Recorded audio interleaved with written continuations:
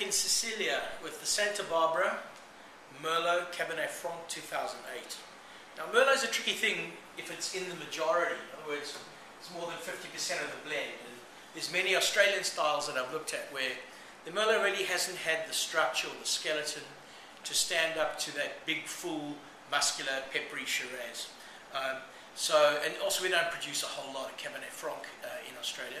So it's quite an interesting one to look at. Merlot, a dominant Merlot Bordeaux style blend being normally what we know to be the right bank of Bordeaux. There's pepper there, but it's not that big, unground black pepper kernels that we find in a lot of other reds like this.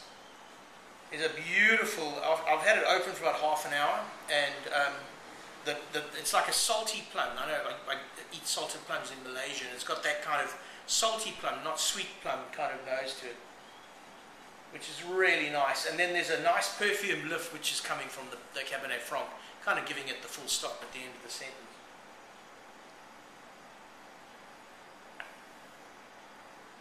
There's amazing texture, beautiful, rich, soft, velvety texture. It's gliding over the tongue. I'm not sure what the price of this is going to be, but it's not an expensive wine. It probably is going to start to go into its window in 6 to 12 months, and then I think it's going to rock and roll for a good few years. It's incredibly well blended.